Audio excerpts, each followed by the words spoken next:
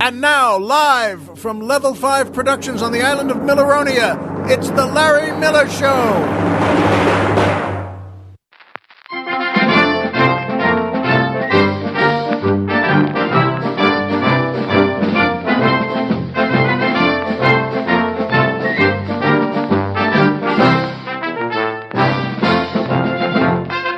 Good evening, Mr. and Mrs. America, and everyone who wants to stop being cranky.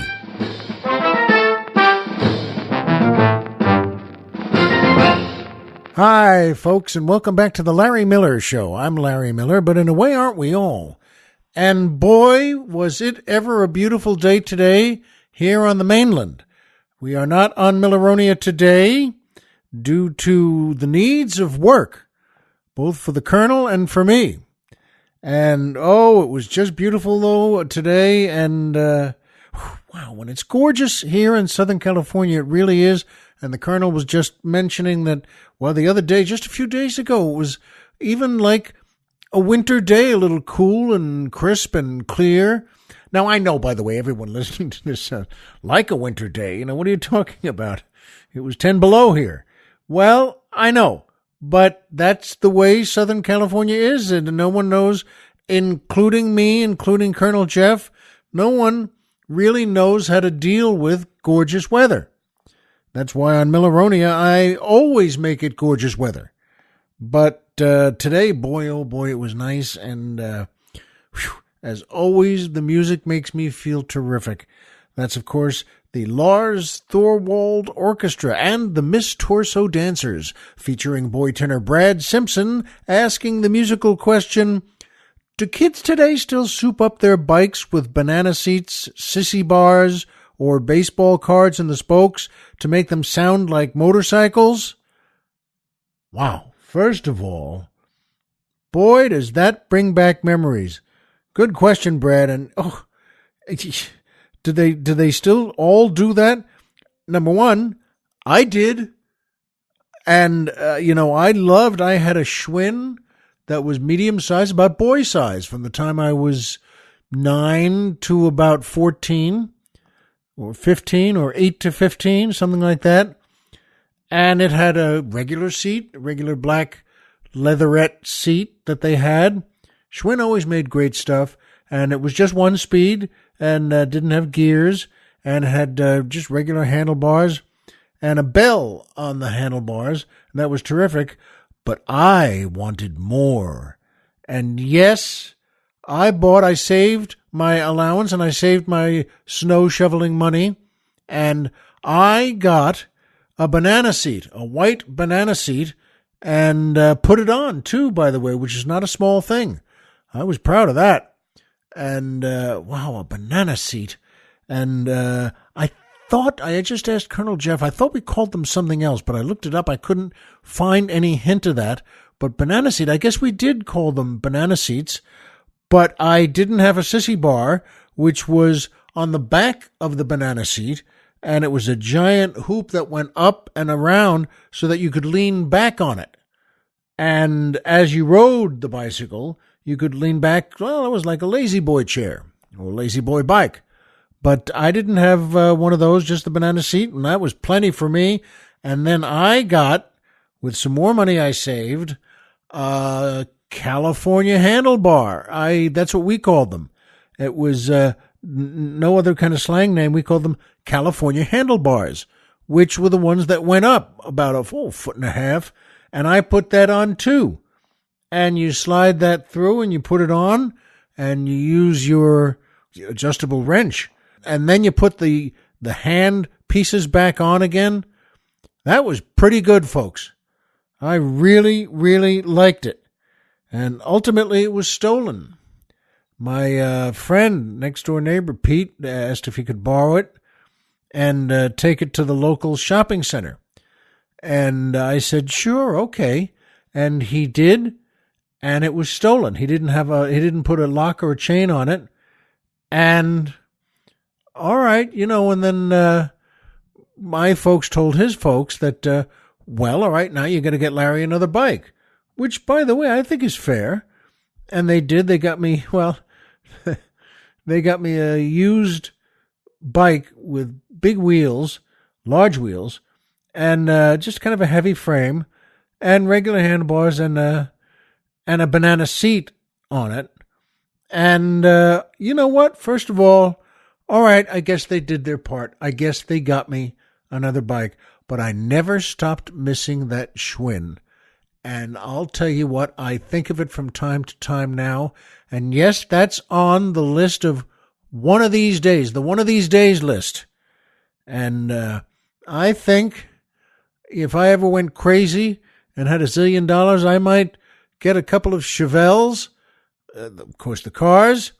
Wow, I mean, folks, to get a 68 and a 71 Chevelle, and one of them 2-door hardtop, and one of them 4-door sedan, but, with, 3 on the tree on the 4-door, and then 4 on the floor on the 2-door. But I think I will put that Schwinn on that list too. I would sure like to see that thing again.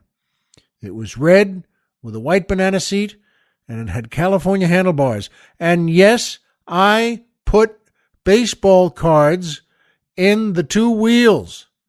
And I didn't know until Brad just mentioned it, by the way, that not to make them sound like motorcycles. I never even thought of that. When I read it, when he wrote that in, I said, whoa, how do you like that? Like motorcycles? No, that's not why we did it. We all did it. Every boy on every block had baseball cards, not from star players. I mean, we were stupid, but not crazy. I mean, and so we just had kept putting them on until they stopped flapping, till they got too soft. But there were plenty of baseball cards then. And at any rate, I loved it. And Brad, you made me think of that. And thank you for that alone. And for your question, do kids today still soup up their bikes with banana seats, sissy bars, or baseball cards in the spokes to make them sound like motorcycles? I'll be honest, probably not. I'm sorry to say that probably almost all kids today don't even have bikes, I would guess, We got our kids a couple of bikes, and they liked it a lot, but they didn't use them the way we did, which was everywhere, every day. When I was even a car boy, a valet at the local gem caterers at the local temple, I rode my bike over to park cars. Well, that was also because I didn't have a license, but that's another story. And you know what, though? I sure did like that bike. And kids today, probably not. I don't think they even have bikes, and they, just play video games that always involve death. I mean, not their death, but the characters are always, the idea is, the games are called Kill Everyone, and that's fine. I'm not complaining about that. And I can if you want, but I'm not doing that right now. So, Brad, good question. But do the kids have it today? No. The good news, one of these days I'm going to get my Schwinn back. And just the way you described. Still no sissy bar, but everything else. And by PayPal. That's right, PayPal. I love this group. They're terrific. That, you know what, if you enjoy my show, and why wouldn't you? And if you'd like to send a few bucks to help us out, and why wouldn't you? You can do it through PayPal. And instead of saying, donate this or pay what you like or join the Platinum Committee, I like to say, buy us some drinks. Okay? That's a good way to look at it, because there are different levels of drinking, level 1 through 5, all the way up to, we're driving to Florida!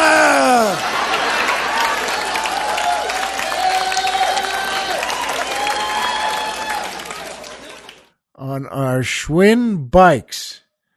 That'd be an interesting variation on that, wouldn't it? You wouldn't have to stuff 4 or 5 kids in somebody's Fiat in Massachusetts, which we did, and drive down to Florida. where you get to the top of the state and you say, hey, we made it. No, it's another 400 miles to get to the beaches and the beautiful women. At any rate, though, you know what, folks? Do that. And by the way, you can get anywhere on this. If you for PayPal, sure, you can get there on your laptop or on your iPhone or anything like that. But you don't need to do that. Go to our podcast website.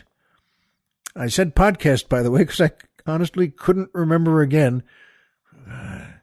By the way, I like being an idiot. You would too. Just I can't remember the same thing after 4,000 shows. But go to our website, which is LarryMillerPodcast.com. Who's on the mountain? Tom Mix. Steerike! That poor fella is probably still yelling that for the rest of his life. He's down in the basement now, and his mom just shakes her head upstairs and says, I should have killed him. But you know what? Go to our website because we have a banner there that says PayPal. And you click that banner, we'll take care of it. We'll get you there. Go take a nap in your lazy boy because we'll get you to PayPal. And we thank you in advance. Every little bit helps us keep the old leg lamp lit. And thank you to everyone who's already contributed, and thank you to everyone who's about to. And boy, it means a lot to us. And that brings me to my favorite part of the show, the joke of the week. I love doing this. Bringing a joke into the world every week is great. And as I always say, and I always mean it, if you like it, tell your family, tell your friends, tell your loved ones, and keep a good joke going. The Colonel and I both like this one. It's it's fun. Man comes to the United States from Scotland, and he's here on vacation just for a couple of weeks, and he's always wanted to, well, see America. And he decides it's in the summer, and he decides, you know what?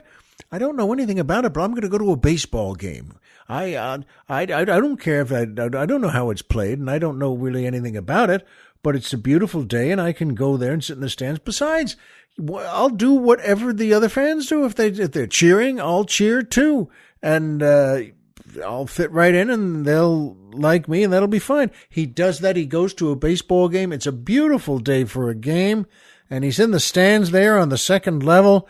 And, a batter comes up from the home team, and the batter gets a hit. It's not a full base hit. It's a ground ball to the infield, and the batter is, just tears up to first base, and everybody is cheering, come on, go, run, run, run, run. And the Scotsman stands up and screams, run, you bastard, run.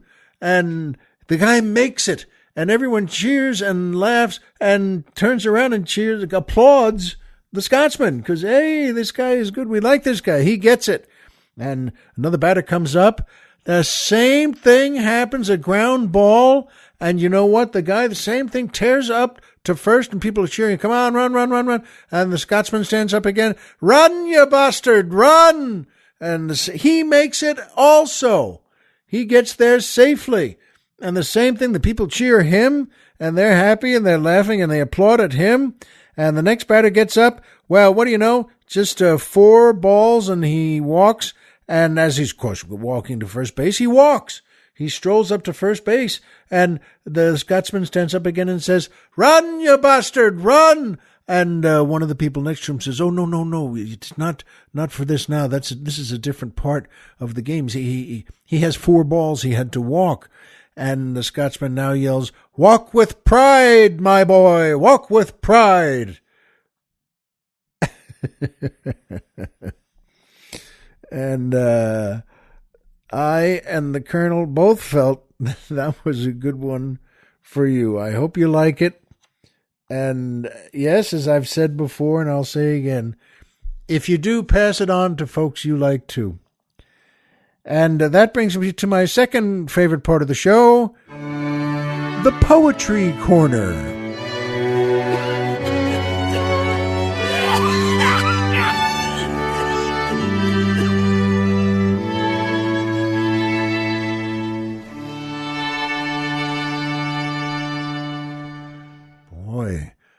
like that guy with the cough better readjust his banana seat.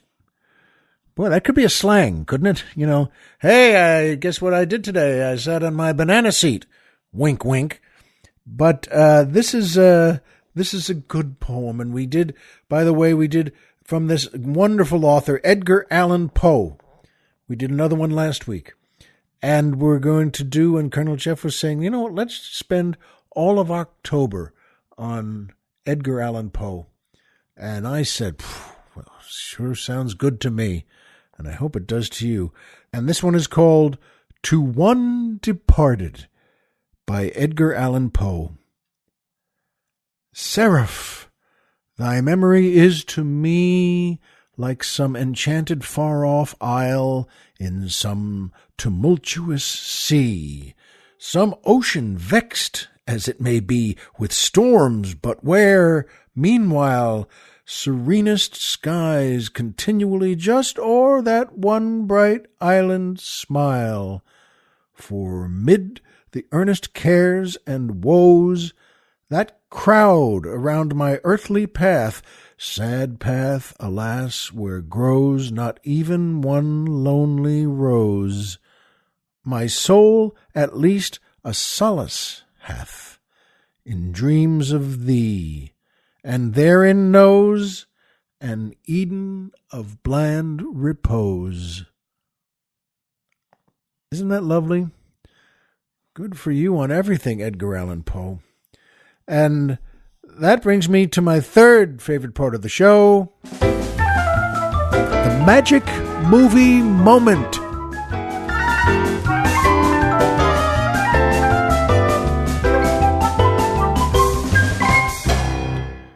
Oh boy, folks, this is a great movie, by the way, and I hope you've seen it as often as I have and as often as Colonel Jeff has. It's called Rear Window from 1954. Directed by Alfred Hitchcock, which is kind of all you need to know right there. Gosh, what a beautiful director and storyteller he was. And this is starring James Stewart, Grace Kelly, Wendell Corey, Thelma Ritter, Raymond Burr, and, that's right, and Miss Torso, I wanted to underline, so to speak, but it was played by Georgine Darcy. And, oh, God bless her, what a beautiful woman. And this movie is terrific. And James Stewart is, in a way, never better. A great, great actor who was wonderful in this. And Grace Kelly was terrific in this. And putting themselves in the hands of Alfred Hitchcock like that, what a cast and what a story. And he sees, since he's in a wheelchair, since his leg was really badly injured, he's an international photographer, and he really has to spend several weeks in the wheelchair in his apartment looking out his rear window. And it looks out onto a courtyard at the apartment house next to his, across the courtyard. It's a very hot spell in New York City where he lives. And he watches, since the people then don't close their windows and they don't have their shades down, he sees what we see, which is their lives. And that's how he names people, well, like Miss Torso, who's a ballet dancer or a jazz dancer. And she jazz dances around her apartment. And by the way, good for her. God bless her. And you know what, folks? It's a wonderful story. But it turns out, as they see this happening, as it evolves, as it develops, Raymond Burr's wife disappears. She's dead. She's been killed. She's been murdered. And he's Lars Thorwald. And that's his name. And they, to themselves, Jimmy Stewart and Grace Kelly think he did it. Maybe he did it.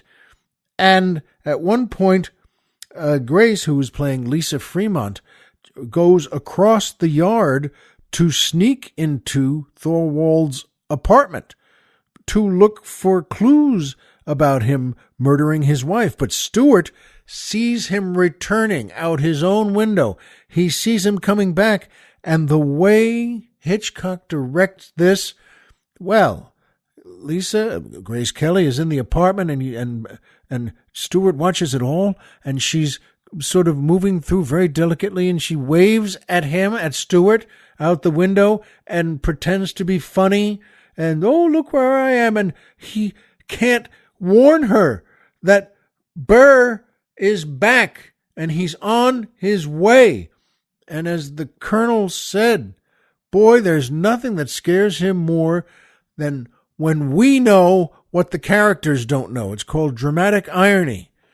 And wow, and to see Grace Kelly still going through and still looking for this and looking for that and finding a ring of the wife, and, well, maybe is that her wedding ring? And she picks things up, and in a panic. Now, first of all, Burr walks in, sees her, and grabs her. And this is not going well. And Stewart had warned her against this. He wasn't in favor of her going into the apartment, but she said, I'm going to do it. And now it's in a very bad place, and Stewart calls the police, and the police come down there, and they get involved, and they take her away. They arrest her as, well, as a thief, as someone who broke into an apartment, and they handcuff her with her hands behind her back.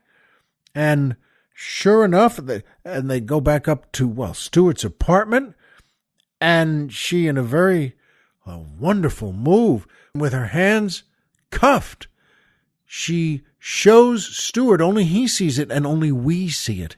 She shows him the wedding ring that she took. And then, whoa, the rest of that movie and how it develops and how it climaxes is just wonderful. Please see it. But there's no better magic movie moment to me than that scene and how it builds and how Hitchcock does what he does so well. And he does it to me, and he does it to Colonel Jeff, and he does it to you. See this movie, Rear Window, from 1954.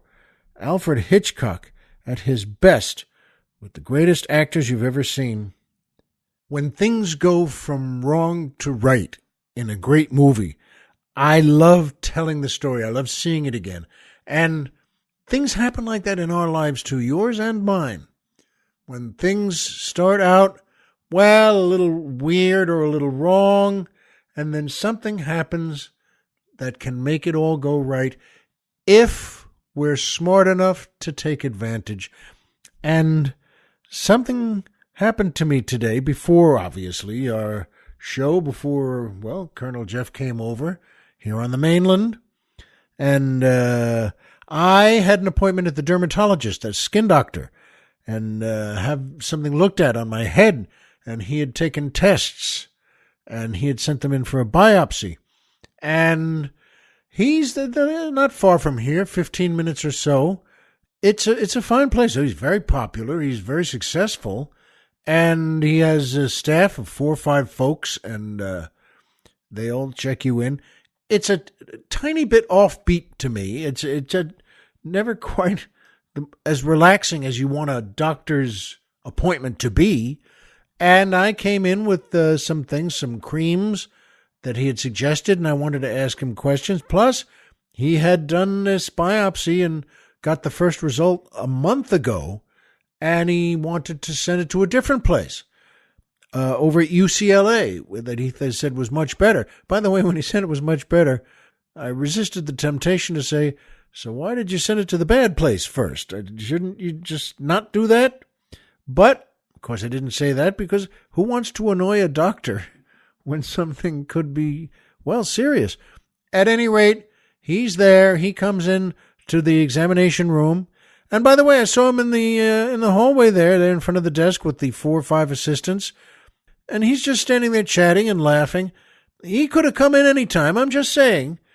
And I'm sitting there on the chair. It's another 10, 15 minutes. He comes in, and the hair is all done, and the beard is all done, and he holds his hand out to shake hands.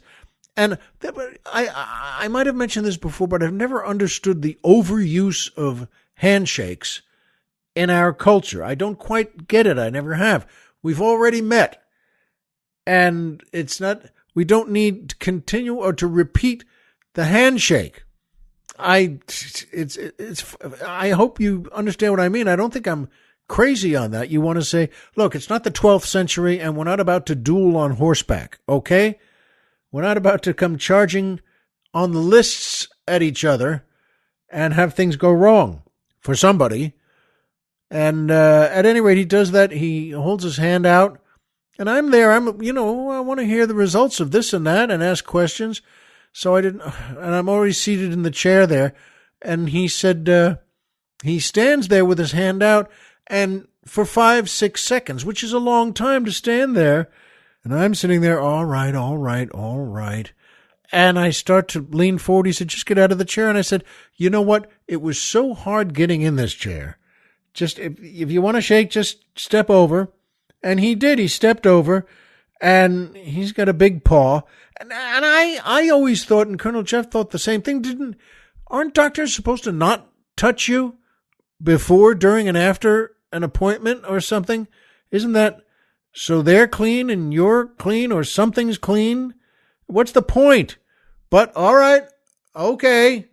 So we shake hands, and then he says, you look good. And how are you feeling? So about a minute or two has gone by now, and I'm ready to hear something. And then the door opens, and his assistant comes in, not an associate, not another doctor. It was one of the guys he was standing talking with in the hallway in front of the nurse's desk. And this guy, I'm telling you, looks like the president of Hell's Angels. I don't know what exactly he's doing there. He doesn't do anything that I've seen, but he comes in to my examination. I don't know why and folks, he's tattooed over his whole body. I mean, from the neck through the t-shirt, and he's just wearing a t-shirt, down both arms, but down the whole way, all around the arms, there's an inch of skin, regular skin, and they go right down to the wrists. And he comes in and said, folks, he's looking me right in the eyes. I'm telling you, in a way, this guy looked like a mob associate waiting for the boss to tell him to kill the man or not kill the man. He's looking me right in the eyes and loaded with the tattoos and says, and he holds his hand out also. I've sat back in the chair and he holds his hand out and says, it's so good to see you again, but not the way you've ever heard it. It just sounded so weird. It's so good to see you again. As if that's the last thing it is to him. I don't know why he's even in there. And that's the only thing he says, ever. Not just in this exam. The last one he was in, too. And the doctor says, I can't remember his name. The doctor says, Mr. Miller, you remember Frizzling or whatever that guy's name is. And I said, sure. He takes my hand, the Hells Angels guy takes my hand and shakes it like an arm wrestler or like a Russian weightlifter. I mean, he uses his whole paw and he squeezes my hand and has never stopped looking in my eyes. And he holds it squeezed for almost 10 seconds. And why is any of this happening? And finally, he lets go. I didn't need to let go. I wasn't even gripping his hand. And he was like a silverback gorilla just squeezing. And then finally, again, you want to say, by the way, one more time, should everyone be touching here? This is, after all, a skin doctor. Should everyone be touching my skin? Why don't you get one of the custodians to come by and he can grab my skin too, as long as everyone's going to grab it. Well, he says to me, though, so the doctor says, so he starts to tell me that he's gotten the results back from the biopsy. Okay, well, here, now I'm listening. All right, let's hear it. And he says something, I swear, I can't even remember what it was. He says, and this is just today, he says, something that's why it's in the realm of you reversing this or that. I thought, what? And there's a long pause, like 5 seconds, and then he starts laughing. He says, that was a joke. You joke tellers need to listen to other people's jokes every once in a while. And then, which is, by the way, it's such a weird thing to say. And then he starts laughing. And I don't know. And then he said the other guy's still just staring at my eyes like a panther. And then he turns to the doctor, sees the doctor laughing, and he laughs. Then he does the same kind of just stilted. I don't know if this guy's ever smiled in his life, but he is now. And then so they're both laughing, and this is a 10-second, 12-second laugh of theirs, and then they stop laughing and just stand there. And I'm waiting to hear about the biopsy. So now, after a giant pause, I say to the doctor, so am I going to die? And I said it sort of like that. I just kind of blurted it out. But that's why I'm there. I made this appointment, not him. He didn't call me. I called them. And I said, am I going to die? And he looked jarred and shocked and, what? Why would you say something like that? And I don't even know what's happening now. I'm almost dizzy. And he says, oh, you mean the biopsy? And I said, again, you kind of bark it out, yes. And he said, no, you won't die. It's not cancer. It's not this. And names a couple of other things. And he said, so I'm looking and listening. And then he says to me, that's very good. And I swear I almost leapt out of the chair just to strangle him. Couldn't you have started with this? Isn't that the beginning of the appointment? But no. And he says to me, okay, let's put these things down and let's get you a couple of other medicines and a couple of other lotions and a couple of other things. Because I said, well, on top of my head, there are these marks that I'd like to get rid of. And he said, you know what, take this medicine instead, rub this on a couple of times a day, and we'll go outside to the nurses' desks, and they'll phone it in now to your pharmacy. So I give them the name and the phone number, and which they should have, but I'm taking no chances here with these folks. And he said, tell you what, 2 weeks, you'll come back, and we'll take a look at the whole head and see how these lotions are doing. And I said, fine. And I said, it's good too. So I put it on here, and I just review, standing up with him in the hallway in front of the nurses' desks. I review the things he said. Okay, so I put this on here. And he said, let me write it down for you. Which, again, I wanted to say, good. And he did. He wrote it all down for me. And then he looked at me very cautiously and said, in a week, come back in a week and let's take it. I said, okay, just to clear things up. So it's not 2 weeks, it's in a week now. He said, yes. And he doesn't say anything to the nurse, so we're both standing there. And I looked over at it and said, may I make an appointment now with you for 1 week? I looked back at him, right? 1 week. And she said, 1 week from today? I said, yes. Doctor says nothing. And she says, is 2:15 okay? And I said, terrific. In fact, it's perfect. Yes. So next Wednesday at 2:15, yes, please. She says, you want me to write it down on a card? And I said, no, don't bother. You know what? I'll put it in the computer as soon as I get home. And so I just know it was Wednesday, 2:15. Yes. And then the doctor walks me over just about 5 feet away to another nurse who's there with appointments and to make the co-payment.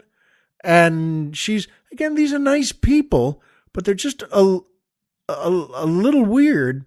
And she says to me, she heard the whole thing. She's only 4 or 5 feet away. And she says to me, would you like a card with the appointment on it? And I've just said that. No, thank. And I said, no, thank you. Not necessary. And she does this. I give her the credit card, and she gives me the receipt and a card with the appointment on it. And she leans in and says, just in case you change your mind about wanting the card, which I thought was a little nuts. But I said, fine, terrific. Thank you. Good work. And I said, do I go this? And she said, wait an hour and it'll be at the pharmacy then for this and this and this. And she names these things. And I said, okay, good. And I went to the washroom there, which is just down the hall. And I went there, by the way, to use it, and then to wash my hands and wash my face, because I just wanted to get away from everyone for just a minute. And I did. I came back. I took all the stuff, and I said, thank you. And I looked at the card she gave me with the appointment, and it said 3:15 on the following Wednesday. And I said, I believe we said 2:15. And I said that to the other nurse, who hears everything also. She's only 4 feet away, 5 feet away. I said, I'm sorry, didn't we say 2:15? And she, almost barks at me, 3:15. But if you want, we can change it to 2:15. And I'm looking around thinking, maybe everyone's crazy. And I just said, would you please? Yes, let's make it 2:15 next week. Same thing, same place, same bat time, same bat channel. Well, I didn't say that. But so I left. I did everything. Now I get in the car and I start driving back home. Because, of course, in an hour or so, I'm meeting Colonel Jeff. He's coming over here and we're going to do our show. And I stopped for a quick bite, which was going to be dinner, and then take me to the time when I was going to go to the pharmacy and get all the stuff. And I do that. I go to the pharmacy, and there was an older woman in a very nice outfit. She was 75 or 80. I don't think you see people dress up nicely anymore. And she was. She had a very nice blouse and very nice slacks and very nice shoes, and she really took the time to dress nicely and put herself together. And I noticed that, and I felt proud of her for that. Good for you. And she was standing in front of where you sign in and sign out, and so they can corroborate your signature. And the clerk behind the counter is a young woman I know from the drugstore. And she says to the lady, the man wants to use, you're standing in front of the machine. She was really thrown by that. It was sort of just barked at her. And she said, I'm sorry. I'm sorry. I'm so sorry. And she edged past me, and I said, there's nothing to be sorry about, everything.